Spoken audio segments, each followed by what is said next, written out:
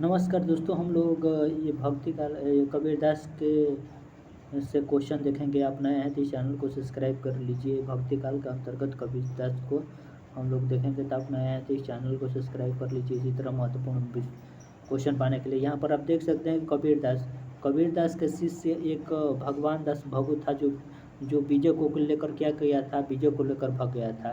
तो यहाँ से है ना, तो उनको पूछ देगा कि कौन शिष्य था, तो भगवान दास भगु था और बीजों को लेकर क्या किया था, बीजों को लेकर भाग गया था। ऑप्शन नंबर ये ऑप्शन इसमें नहीं है, उसके लिए सॉरी। यहाँ पर कह रहा है कि कबीरदास द्वारा आधारित आलोचना ग्रंथ, उसके बारे में हम कबीरदास के जो आलोचना ग्रंथ है उसके बारे में हम देख लेंगे। तो यहाँ पर देखिए कह रहा है कि जो कबीरदास के आलोचना ग्रंथ ये संत क्या हो जाएगा, संत कबीर और कबीर का रहस्यवाद, संत कबीर है ना, और कबीर का ये रहस्यवाद ये किससे संबंधित हो जाएगा, ये राम कुमार वर्मा से संबंधित हो जाएगा। ठीक है ना। तो कह रहा है कि कबीरदास पर आधारित आलोचना ग्रंथ कौन सा हो जाएगा, तो संत कबीर और कबीर का रहस्यवाद ये उनसे हो जाएगा। ठीक है ना। उसके बाद से ये संत कबीर किसकी रचना है, ये आलोचना ग्रंथ है, ये आलोचना ग्रंथ संत कबीर और कबीर का रहस्यवाद। ठीक है ना। तो राम कुमार तो राम कुमार वर्मा को जाए। तो राम क्या थे, राम एक संत थे। ठीक है ना। इसमें वह क्या थे, रहस्य था कि वो संत थे। ठीक है ना। तो यहाँ पर संत कबीर किसकी रचना हो जाएगी, राम कुमार वर्मा का, और कबीर का रहस्यवाद किससे संबंधित हो जाएगा, कि राम कुमार वर्मा ने 2 ग्रंथ लिखा है। ठीक है। उसके बाद से हम चलेंगे कबीरदास के और आलोचना ग्रंथ देखेंगे।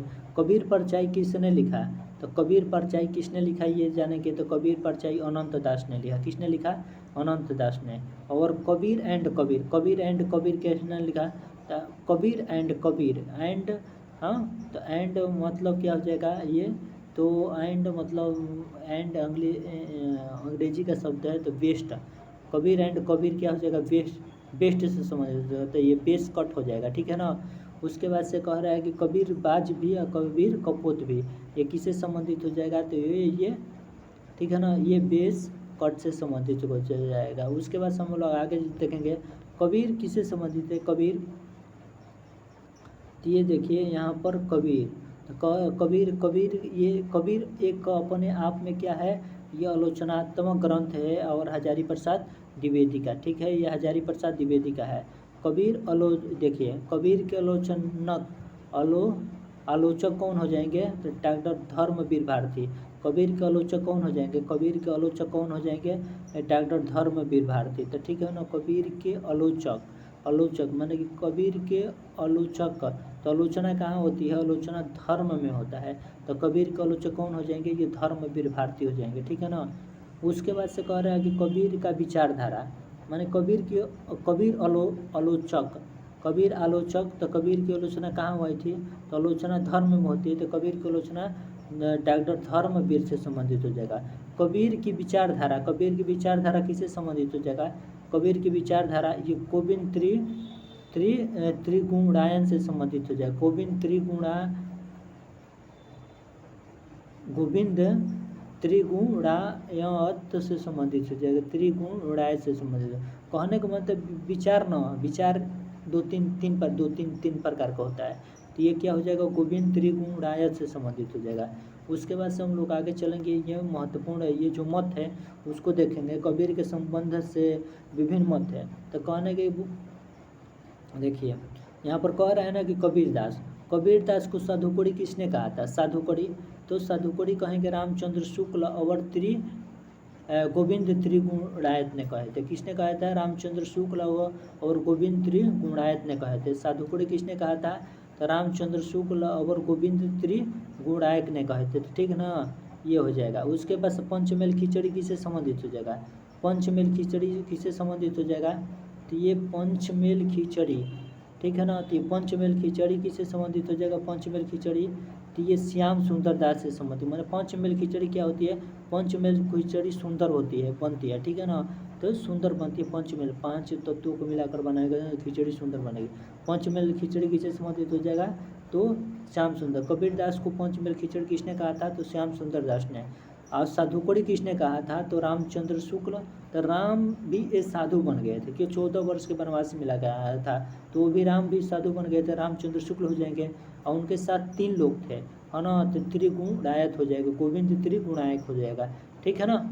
उसके बाद से यहाँ पर बाणी का डेडिकेटर, बाणी का डेडिकेटर माने कि बाणी का डेडिकेटर तो हजारों लोग हैं। कोई संस्कृत में बहुत कितने लोग हैं बाणी के डेडिकेटर, हिंदी में कितने लोग हैं, अंग्रेजी में कितने, तो बाणी के डेडिकेटर ये 1000 लोग हैं। तो क्या हो जाएगा? हजारी प्रसाद द्विवेदी से संबंधित हो जाएगा।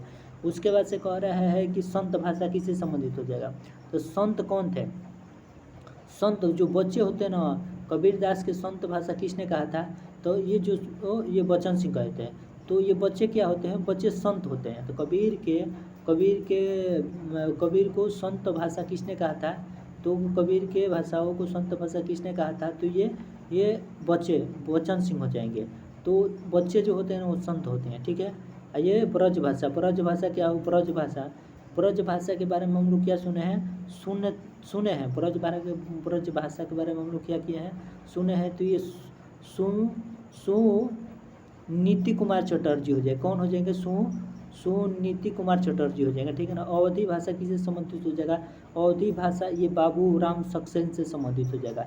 ये अवधी भाषा किससे संबंधित हो जाएगा? तो अवधी भाषा ये बाबू सक्सेना से संबंधित हो जाएगा। उसके बाद से माने अवधि में वह दिखाई दे रहा है तो ये बाबू से संबंधित, अवधि में वह दिखाई दे रहा है ना, तो ये बाबू राम सक्सेना से संबंधित हो जाएगा। उसके बाद से कह रहा है कि बनारस की भाषा किससे संबंधित हो जाएगा? ये बनारस की भाषा किससे संबंधित हो जाएगा? तो उदय नारायण तिवारी से संबंधित हो जाएगा। कह रहा है कि बनारस की भाषा किससे संबंधित हो जाएगा? तो उदय नारायण तिवारी से संबंधित होगा।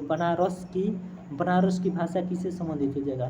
तो बनारस की भाषा माने कि बहुत लोग जो कबीरदास की भाषा को मानते हैं, बनारस की भाषा, तो बनारस की भाषा को मानते हैं। तो ये उदय हुआ था, वहाँ पर क्या हुआ था? बनारस की भाषा उदय हुआ था। तो ये उदय नारायण माने कि उनको वहीं पर उदय हुए थे, तो उदय नारायण तिवारी हो जाएंगे, ठीक है ना। उसके बाद से बहुत लोगों ने पूर्वी बोली कहा। ये स्वयं कबीरदास को पूर्वी बोली कहा, ठीक है ना। ये स्वयं किसने कहा? तो स्वयं पूर्वी बोली कहा। उसके बाद से यहाँ पर आप देख सकते हैं गुरु ग्रंथ साहिब में कबीर के पदों का संकलन, गुरु ग्रंथ साहिब में कबीर के पदों का संकलन ये रागु और सालोक नाम से किया गया। गुरु ग्रंथ साहिब में ये गुरु ग्रंथ साहिब में किया गया, ठीक है ना। उसके बाद से यहाँ पर देख सकते हैं माने कि उनके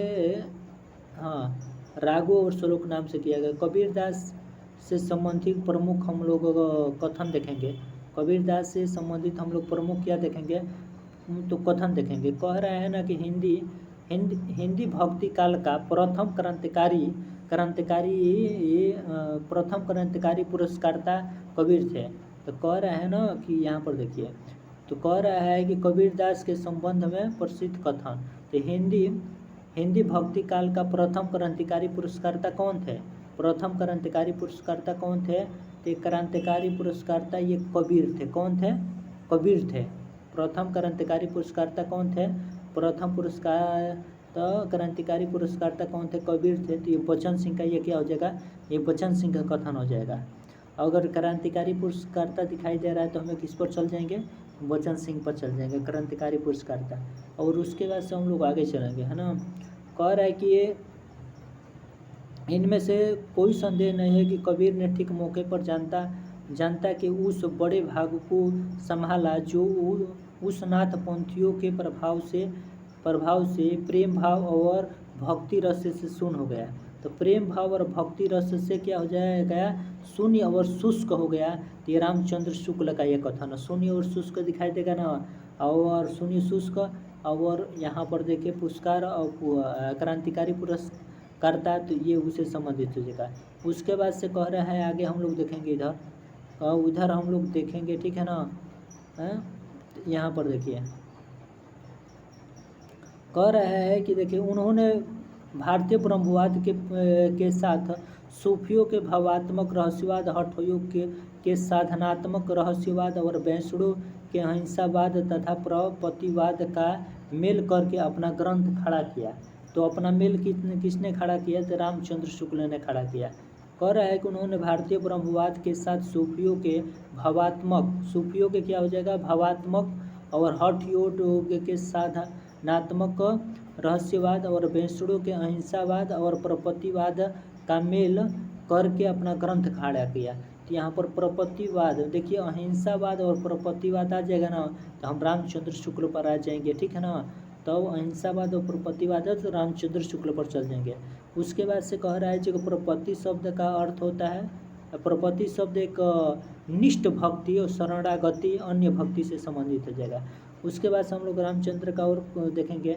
कह रहा है कि भाषा बहुत प्रकृषित और परिमार्जित न होने पर भी कबीर में उक्तियों में कहीं कहीं विलक्षण प्रभाव और चमत्कार है।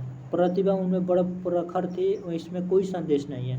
तो यहाँ पर देखिए, उसमें देखिए यहाँ पर प्रतिभा उनमें सबसे क्या थी, उनमें प्रतिभा सबसे प्रखर थी, प्रतिभा उनमें सबसे प्रखर थी, उनमें कोई संदेश नहीं। ये रामचंद्र शुक्ल का कथन है। ये पुरस्कृत और परिमार्जित होने पर, ठीक है ना, और पुरस्कृत और परिमार्जित अगर दिखाई दे रहा है तो किससे संबंधित हो जाएगा, ये रामचंद्र शुक्ल से संबंधित हो जाएगा, ठीक है ना। कबीर संत पहले थे, कबीर क्या थे, कबीर पहले संत थे, कबीर पहले क्या थे, कबीर पहले संत थे और बाद में कवि हुए। कबीर पहले संत थे और बाद में कवि हुए। ये राम कुमार वर्मा का क्या हो जाएगा, राम कुमार वर्मा का ये कथन हो जाएगा, ठीक है ना। उसके बाद से कबीर एक अच्छे संत और समाज सुधारक थे। कबीर क्या थे, कबीर एक अच्छे संत और समाज सुधारक थे। ये देखिए, कबीर एक अच्छे क्या थे, संत थे और समाज सुधारक थे। तो ये हम लोग को क्या करते सुनने को मिलता है, तो रामा शंकर शुक्ल रसार हो जाएगा। कबीर क्या थे, कबीर एक अच्छा संत और समाज सुधारक थे, तो हम लोग को सुनने को मिलता है तो रामा शंकर शुक्ल रसाल से संबंधित हो जाएगा। उसके बाद से हम लोग आगे चलेंगे। यहाँ पर कह रहे हैं ना कि कबीर एक अच्छे संत और समाज सुधारक थे, रामा शंकर सुनने को मिलता है तो रामा शंकर शुक्ल रसाल से संबंधित हो जाएगा। बार बार आएगा, ठीक है ना, रामा शंकर शुक्ल रसाल। उसके बाद से कह रहा है कि समंत मत, तो समंत मत के सहमत कवियों में कबीर सबसे अधिक प्रभावशाली थे। तो कबीर क्या थे, कबीर सबसे अधिक प्रभावशाली और मौलिक थे। ये डॉक्टर नगेंद्र से संबंधित हो जाएगा। कह रहा है कि समंत मत के समस्त कवियों में कबीर सबसे अधिक प्रभावशाली और मौलिक थे। ये प्रभावशाली और मौलिक आ जाएगा ना। संत मत के समस्त कवियों में कबीर के बारे में प्रभावशाली और मौलिक आ जाएगा तो डॉक्टर नगेंद्र का नाम बता देंगे, प्रभावशाली और मौलिक आएगा तो, ठीक है ना। उसके बाद से कह रहा है कि जिनकी जाति नहीं होती है, कबीर वैसे थे। तो जिनकी जाति नहीं होती है और निश्चित गिरा हुआ व्यक्ति होते हैं, जिनकी जाति नहीं होती है और गिरा हुआ, तो चार्ल्स ग्रियर्सन का ये कथन है कबीरदास के अनुसार में, ठीक है ना। जिनकी जाति नहीं होती है क्या होते हैं, वो गिरे हुए व्यक्ति होते हैं, तो ये हो जाएंगे। और यहाँ पर देखिए, कबीर दार्शनिक न होकर आध्यात्मिक मात्र पुरुष थे। तो ये दार्शनिक न होकर, ये क्या थे, दार्शनिक न होकर, ये दार्शनिक न होकर आध्यात्मिक मात्र पुरुष है। तो ये पीताम्बर दत्त बड़थवाल से संबंधित हो जाएगा। क्या हो जाएंगे, ये दार्शनिक न होकर ये आध्यात्मिक पुरुष मात्र थे, ये पीताम्बर दत्त बड़थवाल से संबंधित हो जाएगा। तो ये कबीर क्या थे, ये दार्शनिक न होकर ये आध्यात्मिक पुरुष मात्र थे, ये पीताम्बर दत्त बड़थवाल से, मैंने पी घोर के पी, ये आध्यात्मिक न होकर ये दार्शनिक न होकर, ये क्या थे, कबीर दार्शनिक न होकर आध्यात्मिक मात्र पुरुष थे। तो ये हमें घोर कर पी गलाना है, पीताम्बर दत्त बड़थवाल से संबंधित हो जाएगा। उसके बाद से हम लोग आगे चलेंगे, आगे चल रहे हैं। क्या कह रहा है ना, कह रहा है कि संत कवियों में कबीर के बाद के कवि वैसे ही दिखाई पड़ते हैं जैसे चंद्रोदय के बाद नक्षत्र कलिकाय। अगर नक्षत्र कलिकाय आ जाएगा ना, माने चंद्रोदय के बाद, तो ये देखिए यहाँ पर कह रहा है कि चंद्रोदय के बाद नक्षत्र कलिकाय। चंद्रोदय के बाद अगर नक्षत्र कलिकाय आ रहा है ना, तो हमें बच्चन सिंह पर क्या करेंगे, बच्चन सिंह पर टिक लगा देंगे। कह रहा है कि संत कवियों में कबीर के बाद के कवि वैसे ही दिखाई पड़ते हैं जैसे चंद्रोदय के बाद नक्षत्र कलिकाय। चंद्रोदय के बाद अगर नक्षत्र कलिकाय आ रहा है ना, तो बच्चन सिंह पर हम क्या करेंगे, बच्चन सिंह पर टिक लगा देंगे। इस पर बच्चन सिंह पर टिक लगा देंगे। संत कवियों में कबीर के बाद के कवि वैसे ही दिखाई पड़ते हैं जैसे चंद्रोदय के बाद नक्षत्र कलिकाय। तो हम लोग चंदा मामा किसको दिखाते हैं, चंदा मामा नक्षत्र के मल्लिकाएँ दिखाते हैं, किसको दिखाते हैं? बच्चे को दिखाते हैं। तो ये बचन सिंह हो जाएगा। चंद्रोदय के बाद नक्षत्र तल कर गया तो किसको माने चंद्रोदय माने चंदा मामा को और नक्षत्र मल्लिकाएँ को हम लोग दिखाते हैं, बच्चे को दिखाते हैं। तो ये इनकी हो जाएगा बचन सिंह से। यहाँ पर अब आगे चलने का कह रहा है कि हिंदुओं और मुसलमानों की सांप्रदायिक सीमा को तोड़कर उन्हें एक ही भावधारा में बहने की शक्ति कबीर में है। तो बहने की शक्ति कबीर में है, ये किसका कथन है? बहने की, ये राम कुमार वर्मा के ये कथन। देखिए कह रहा है ना, कह रहा है यहाँ पर थोड़ा नीचे कर रहे हैं, कह रहा है कि देखिए यहाँ पर कह रहा है कि हिंदुओं और मुसलमानों की सांप्रदायिक सीमा को क्या करके, सांप्रदायिक सीमा को तोड़कर उन्हें एक ही भावधारा में बहने की शक्ति है। कह रहा है कि हिंदुओं और मुसलमानों की सांप्रदायिक सीमा को तोड़कर उन्हें एक ही भावधारा में बहने की क्या हो जाएगी? शक्ति है, कबीर कहते हैं। कह रहे कि हिंदुओं और मुसलमानों की सांप्रदायिक सीमा को तोड़कर उन्हें एक ही भावधारा में बहने की शक्ति है। ये किसे हो जाएगा? ये हिंदुओं और मुसलमानों की सांप्रदायिक सीमा को तोड़कर उन्हें एक ही भावधारा में बहने की शक्ति है, ये किसका कथन है? हिंदुओं और मुसलमानों की सांप्रदायिक सीमा को तोड़कर उन्हें एक ही भावधारा में बहने की शक्ति, ये राम कुमार वर्मा का कथन है। राम कुमार वर्मा की कथन है, ठीक है ना, राम कुमार वर्मा की ये कथन है। तो हिंदू और मुसलमानों की सांप्रदायिक सीमा को तोड़कर उन्हें एक ही भावधारा में बहने की शक्ति कबीर है, ये राम कुमार वर्मा का। हिंदू मुसलमान आएगा ना तो राम का नाम ले लेंगे, ठीक है। राम कुमार कबीर ये धर्मोपदेशक थे। ये रामचंद्र शुक्ल जी क्या कहते हैं? रामचंद्र शुक्ल कहते हैं कि कबीर क्या थे? ये धर्मोपदेशक थे। तो धर्मोपदेशक है रामचंद्र शुक्ल, कहते हैं कि ये धर्मोपदेशक थे, है ना। तो ये शुक्ल जी का कथन है, ठीक है ना। और प्रतिभा उनमें बड़ी प्रखर थी, प्रतिभा, ठीक है ना। तो धर्मोपदेश, अगर धर्मोपदेशक आएगा ना तो हम रामचंद्र शुक्ल पर चल जाएंगे, रामचंद्र शुक्ल को सुन लेंगे। धर्मोपदेशक आएगा कबीर, धर्मोपदेशक आएगा तो हम रामचंद्र शुक्ल को धर लेंगे। और उनमें प्रतिभा बड़ी प्रखर थी, तो उनके बड़ी प्रतिभा थी किसमें? रामचंद्र शुक्ल में बड़ी प्रतिभा थी, है ना। तो कबीर के बारे में कहते हैं, है ना। कबीर धर्मोपदेशक थे। किसने कहा? धर्मोपदेशक आएगा तो शुक्ल का ये कथन है। प्रतिभा उनमें बड़ी प्रखर थी, ये शुक्ल का कथन हो जाएगा। और कह रहा है कि तार्किकता के क्षेत्र में अत्यंत शुष्क, तीक्ष्ण और हृदयहीन प्रतीक होने वाले कबीर भक्ति की भावधारा में बहते समय सबसे आगे दिखाई पड़ते हैं। कह रहा है कि तार्किकता के क्षेत्र में अत्यंत देखिए तार्किकता के, तो किसका कथन है थोड़ा ये देख लिया जाए, बड़ा लंबा चौड़ा ये गणपति चंद्रगुप्त का ये कथन है यार, कितना लंबा है। देखो कह रहे हैं ना कि तार्किकता के क्षेत्र में तार्किकता, हाँ यहाँ पर कह रहा है कि तार्किकता के क्षेत्र में अत्यंत शुष्क, तीक्ष्ण और हृदयहीन प्रतीक होने वाला कबीर भक्ति की भावधारा में बहते समय सबसे आगे दिखाई पड़ते हैं। और अपनी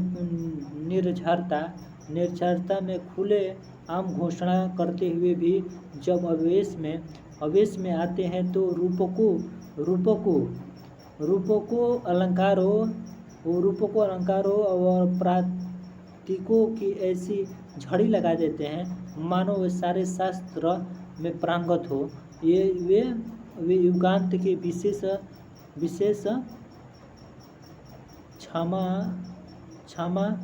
क्षमता लेकर अवतार हुए हैं। तो देखिए यहाँ पर, अगर देखिए इसे यहाँ पर रूपों को कबीर के बारे में कहा जा रहा है। कबीर के बारे में अगर रूप को आ जाए, अलंकारों आ जाए, को प्रतीकों को ऐसी छड़ी लगा देते हैं मानो सारे काव्य शास्त्र में प्रांगत हो। तो ये अगर रूपों को और अलंकार आ रहा है और सारे काव्य शास्त्र आ रहा है तो गणपति चंद्रगुप्त का ये कथन हो जाएगा। रूपक आ रहा है, अलंकार आ रहा है, प्रतीकों में ऐसी झड़ी लगा दी जाए मानो मानो सारे काव्य शास्त्र में पारंगत हो, तो ये क्या हो जाएगा, ये गणपति चंद्रगुप्त का एक कथन हो जाएगा। ठीक है ना। कबीर प्रधानता उपदेशक और समाज सुधारक थे। तो ये कबीर क्या हो जाएगा, कबीर प्रधानत उपदेशक, ठीक है ना, कबीर प्रधानत उपदेशक और समाज सुधारक थे। ये लक्ष्मी सागर वात्स्यायनी क्या कथन है। कबीर क्या थे, प्रधान उपदेशक और समाज सुधारक थे। ये लक्ष्मी सागर वात्स्यायनी के प्रधानतः और उपदेशक और समाज सुधारक थे। ये लक्ष्मी सागर वात्स्यायनी का कथन है ना। उसके बाद से कह रहा है कि यह कहना कि वे समाज सुधारक थे गलत नहीं है। वे कहना कि वे समाज सुधारक थे गलत नहीं है। यह कहना है कि वे धर्म सुधारक थे और भी गलत है। तो ये कह रहा है कि यह कहना है कि वे समाज सुधारक थे, ये कहना कि वे समाज सुधारक थे, ये कहना कि वे समाज सुधारक थे, ये गलत है। यह कहना कि वे धर्म सुधारक थे और भी गलत है।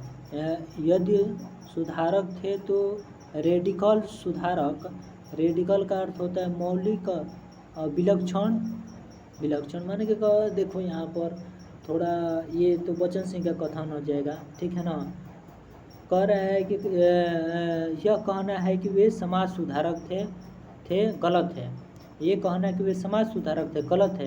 यह कहना कि वे धर्म सुधारक थे, ये भी गलत है। माने कि यह कहना कि वे समाज सुधारक थे, ये कहना कि वे समाज सुधारक थे, ये गलत है ना। ये कहना कि वे धर्म सुधारक थे, ये भी गलत है। तो इस समाज सुधारक और धर्म सुधारक आएगा ना, तो हमें बचन सिंह पर चल जाना है। कबीर के बारे में ये कथन आ रहा है, कह रहा है कि ये कहना है कि वे समाज सुधारक थे गलत है। ये कहना है कि वे समाज सुधारक थे गलत है। और ये कहना है कि वे सुधारक थे और भी गलत है। तो ये किसे संबंधित हो जाएगा, बचन सिंह का ये कथन हो जाएगा। कह रहा है हिंदी साहित्य के हजारों वर्षों के इतिहास में कबीर जैसा व्यक्तित्व लेकर कोई उत्पन्न ही नहीं हुआ। महिमा में यह व्यक्तित्व केवल एक ही प्रतिद्वंद जानता है। ये तुलसीदास का कथन है, हजारी प्रसाद द्विवेदी। कह रहा है कि हिंदी साहित्य में हजारों वर्षों के इतिहास में कबीर जैसा व्यक्तित्व लेकर कोई उत्पन्न नहीं हुआ है और महिमा में यह व्यक्तित्व केवल एक प्रतिद्वंदात्मक है, तुलसीदास। ठीक है ना, तुलसीदास। ये हजारी प्रसाद द्विवेदी कहते हैं, कबीर पुस्तक में कहे हैं। ये हजारी कबीर के पुस्तक में कहे हैं, कबीर पुस्तक हजारी प्रसाद है ना। यहाँ पर कबीर जैसा व्यक्तित्व लेकर, यहाँ पर कबीर जैसा व्यक्तित्व लेकर कोई उत्पन्न नहीं हुआ है। ये महिमा यह ना, ये महिमा में यह व्यक्तित्व केवल एक ही प्रतिद्वंद जानता है। तो कबीर जैसा व्यक्तित्व लेकर कोई उत्पन्न नहीं हुआ है। यहाँ पर कबीर जैसा व्यक्तित्व लेकर कोई उत्पन्न नहीं हुआ है, ये कौन कहे हैं, हजारी प्रसाद द्विवेदी कहे हैं। ये किस पुस्तक में, कबीर पुस्तक में कहे हैं, हजारी प्रसाद द्विवेदी कहे हैं। कबीर जैसा व्यक्तित्व लेकर कोई उत्पन्न नहीं हुआ है। ठीक है ना। यहाँ पर हम लोग आगे चलेंगे। उसके बाद से यहाँ पर कह रहा है कि कबीर मुख्य रूप से भक्त थे। कहा जा रहा है ना कि कबीर मुख्य रूप से क्या थे, कबीर मुख्य रूप से भक्त थे। वे उन निरर्थक उपचारों को व्यर्थ समझते थे। वे निरर्थक उपचारों को क्या कर सकते थे, वे निरर्थक उपचारों को व्यर्थ समझते थे। कबीर मुख्य रूप से क्या थे, मुख्य रूप से वे भक्त थे और निरर्थक विचारों को क्या समझते थे, निरर्थक विचारों को व्यर्थ समझते थे। अश्लील बात को ढूंढ देते हैं और छोटी बातों को प्राधान्य देते हैं। अश्लील बातों को क्या करते हैं, अश्लील बातों को ढूंढ लेते हैं और झूठी बातों को प्राधान्य देते हैं। झूठी बातों को अगर प्राधान्य देते हैं, यह हजारी प्रसाद द्विवेदी का कथन है। कबीर अपने युग के सबसे बड़े क्रांतिदर्शी थे। कबीर अपने युग के सबसे बड़े क्रांतिदर्शी थे। यह हजारी प्रसाद द्विवेदी से संबंधित हो जाएगा। कबीर अपने युग के सबसे बड़े क्रांति कबीर कबीर अपने युग के सबसे बड़े क्रांतिदर्शी थे। कबीर अपने युग के सबसे बड़े क्रांति थे। ये हजारी प्रसाद द्विवेदी से संबंधित है। कबीर अपने युग के सबसे बड़े क्रांति थे, हजारी प्रसाद द्विवेदी के कथन है। सबसे बड़े क्रांतिदर्शी थे ये कबीर, ऑप्शन नंबर इसका ये हो जाएगा हजारी प्रसाद द्विवेदी। उसके बाद से हम लोग इधर देखेंगे, कम से कम तो इसको ये पंक्ति पूछेगा, निश्चित है कि पंक्ति पूछेगा। देखिए हजारी प्रसाद द्विवेदी का एक और पंक्ति है जो महत्वपूर्ण है। देखिए कबीर कह रहा है कि वे मुसलमान होकर भी अश्लील मुसलमान नहीं थे, वे हिंदू होकर भी हिंदू नहीं थे, वे साधु होकर भी साधु नहीं थे, और बैसुड़ो होकर भी बैसुड़ो नहीं थे, वे योगी होकर भी योगी नहीं थे, वे कुछ भगवान की ओर से ही सबसे न्यारे बनकर आए थे। ये भगवान की ओर से, देखिए यहाँ से हमें रख देना है, वे भगवान की ओर से, ये भगवान की ओर से है ना, वे भगवान की ओर से, थोड़ा इसको आगे कर रहे हैं, ठीक है। वो भगवान की ओर से क्या हुए थे, वो भगवान की ओर से सबसे न्यारे बनकर आए थे। ये हजारी प्रसाद द्विवेदी का कथन है। 100 बात का 1000 बात कहा जा रहा है कि भगवान की ओर से सबसे न्यारे बनकर आए थे, ये हजारी प्रसाद द्विवेदी का कथन है, ठीक है। उसके बाद से हम कह रहे हैं कि वे कबीर कह रहे हैं ना कि कबीर भगवान निसंहार अवतार की मानो प्रतिश्रुति थे। कह रहे हैं ना कि कबीर वे भगवान निसंग अवतार के मानो प्रतिमूर्ति थे। कह रहा है कि कबीर क्या थे, कबीर भगवान निसंग अवतार की मानो प्रतिमूर्ति थे। यह हजारी प्रसाद द्विवेदी का क्या हो जाएगा, हजारी प्रसाद द्विवेदी का कथन हो जाएगा। तो देखिए ये क्या कह रहे हैं, वे निसंग अवतार की मानो प्रतिमूर्ति थे। निसंग अवतार मानो मन की कह रहे हैं ना कि वे कबीर भगवान के निसंग अवतार मानो प्रतिमूर्ति थे, निसंग अवतार की मानव प्रतिमूर्ति थे। हजारी प्रसाद द्विवेदी से संबंधित हो जाएगा। उसके बाद से कबीर में काव्य कम और काव्य अनुभूति अधिक है। तो कबीर में काव्य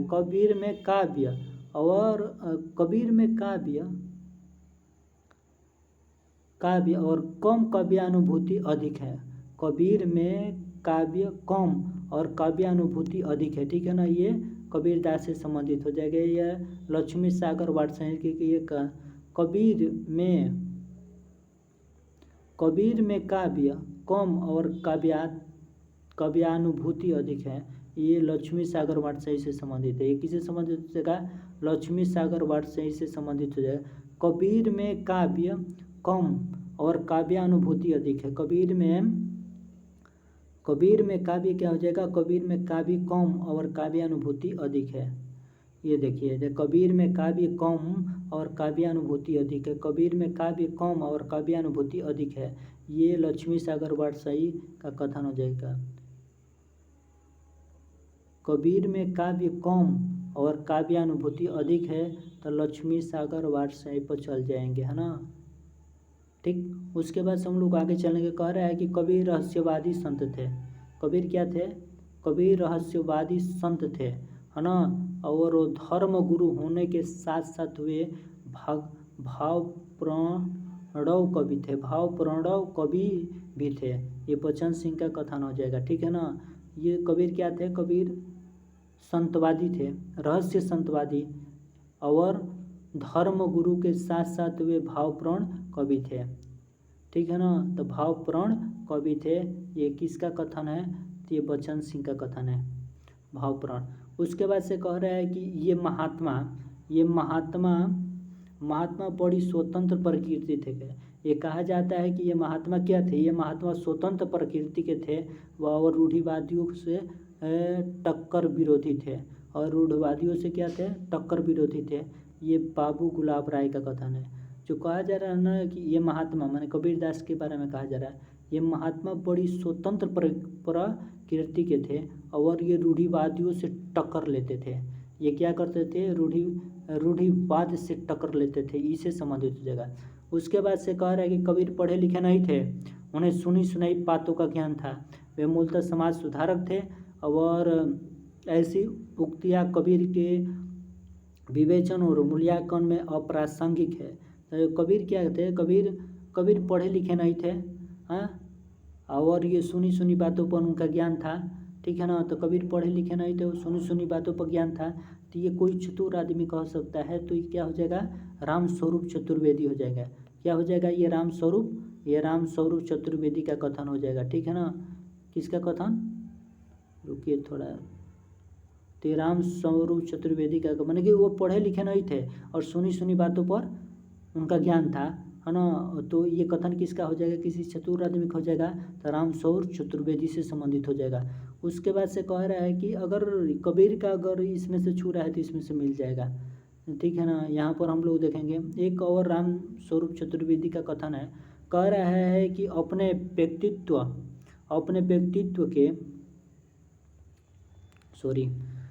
व्यक्तित्व को समाज से मिलाकर और अपने व्यक्तित्व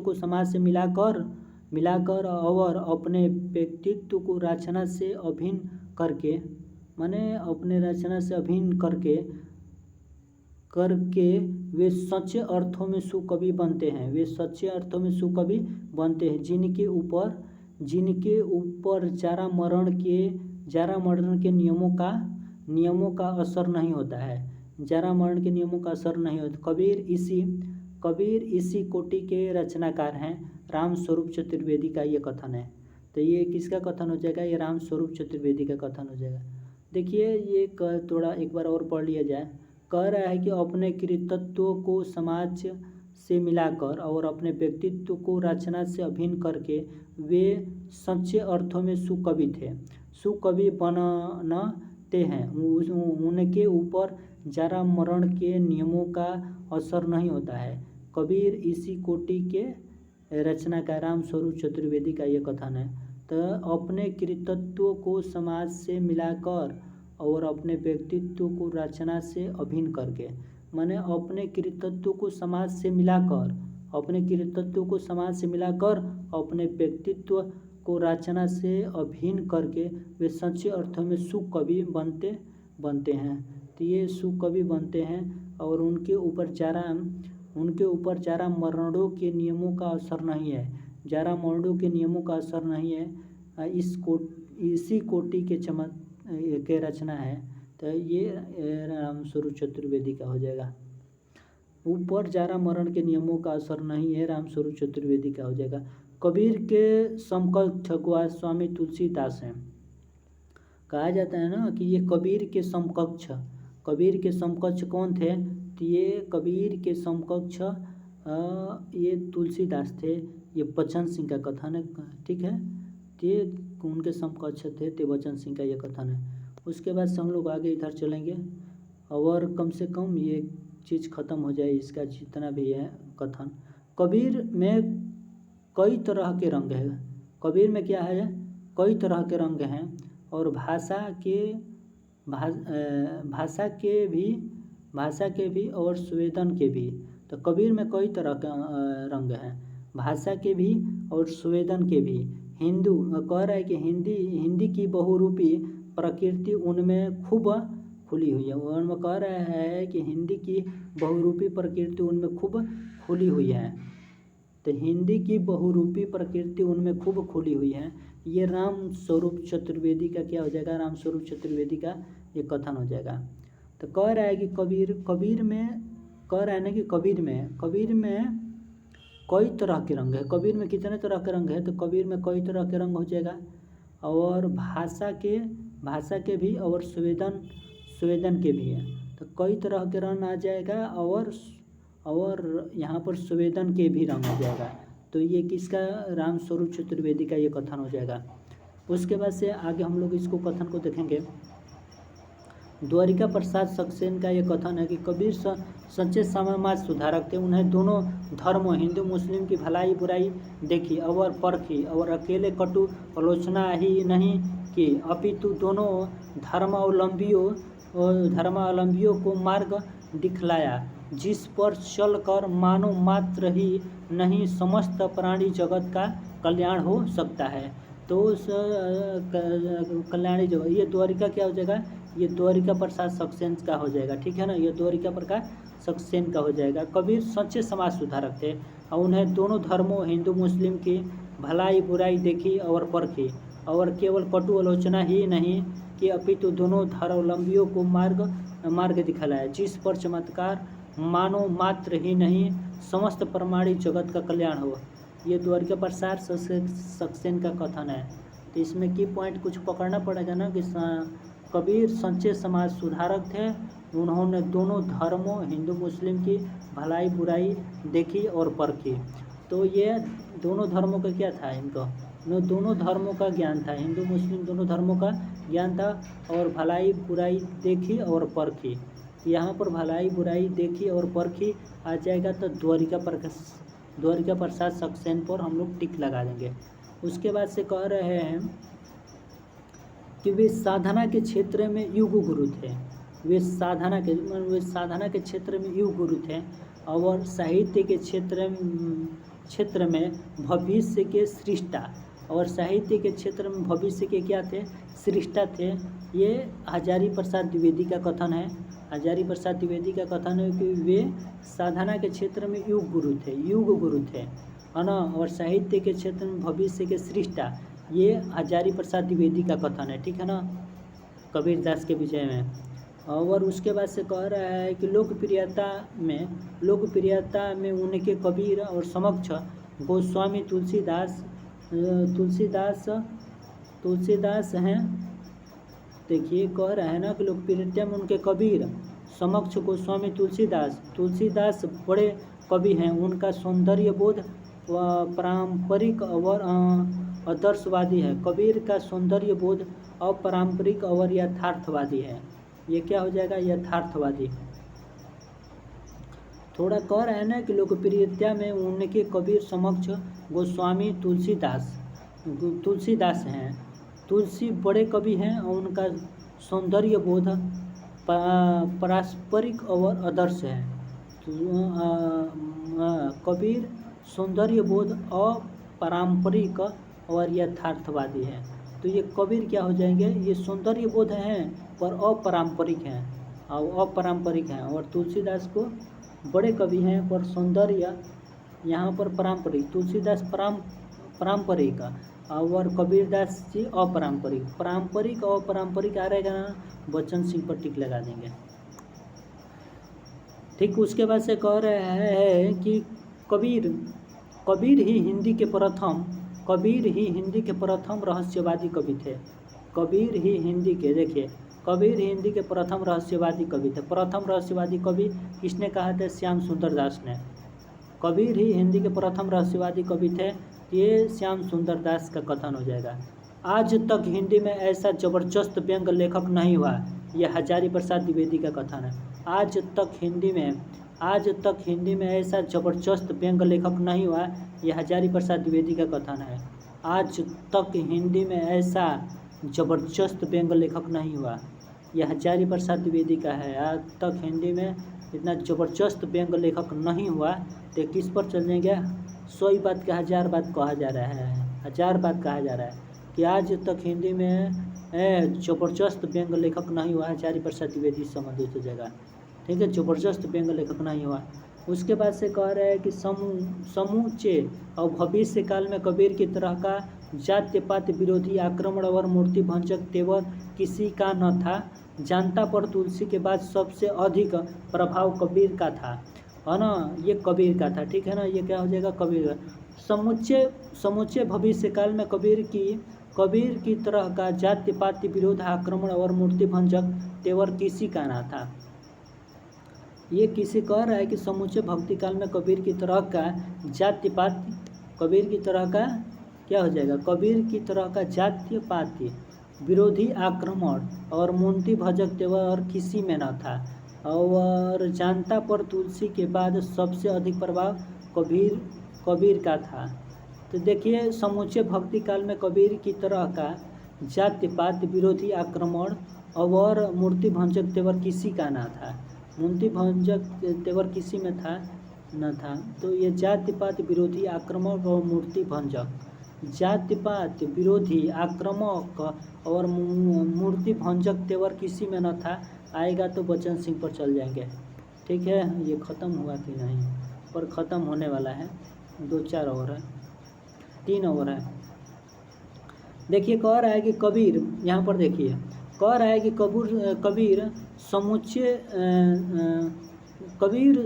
समुच्चय हुए ज्ञानी थे। तो कबीर पहुँचे हुए ज्ञानी थे जिनका ज्ञान पोथियों की नकल थी।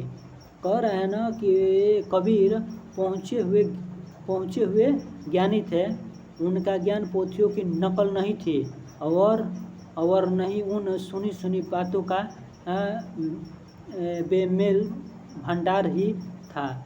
ये श्याम सुंदर दास, माने कि वो सुनी देखा ना कि कबीर कह रहा है कि कबीर पहुँचे हुए ज्ञानी थे, उनका ज्ञान पोथियों की नकल नहीं था, उनका ज्ञान पोथियों का नकल नहीं था। जो श्याम सुंदर दास से संबंधित हो जाएगा। और कह रहा है कि कबीर तथा अन्य निर्गुण पंथी संतों के द्वारा रागात्मिक भक्ति और ज्ञान का योग तो हुआ, पर कर्म की दिशा कहीं रही जो नाथ पंथियों के यहाँ रही।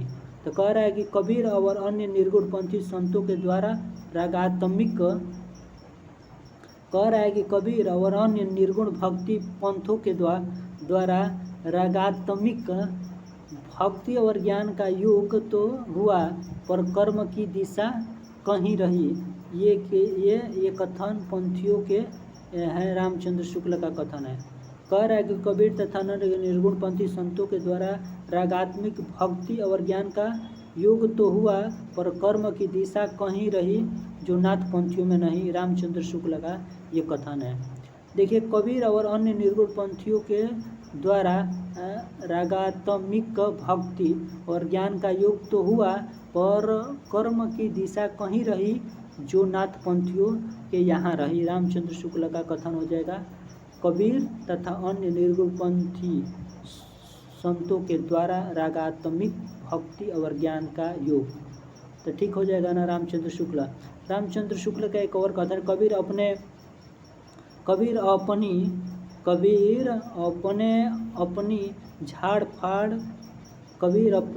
झाड़ फाड़ के द्वारा हिंदुओं और मुसलमानों का कट्टरपंथ दूर करने का जो प्रयास किया वो अधिकतम चिढ़ाने वाला और सिद्ध हुआ, हृदय का स्पर्श करने वाला नहीं। तो देखिए कह रहे हैं ना कि कबीर अपनी झाड़ फूक फटकार के द्वारा, कबीर अपने झाड़ फटकार आएगा ना, तो ये रामचंद्र शुक्ल पर कबीर अपनी झाड़ फटकार के द्वारा हिंदुओं और मुसलमानों का कट्टरपंथ दूर करने का जो प्रयास किया वो अधिकतम चिढ़ाने वाला और सिद्ध हुआ, ये हृदय का स्पर्श करने वाला नहीं। तो झाड़ फूक उड़ाएगा ना, तो रामचंद्र शुक्ल का ये कथन हो जाएगा। जय हिंद, जय भारत। हम यहीं पर अपने वाणी को विराम करते हैं। और ये कथन जो है ये कबीर दास के कथन है, यह महत्वपूर्ण लगा तो इस सेशन को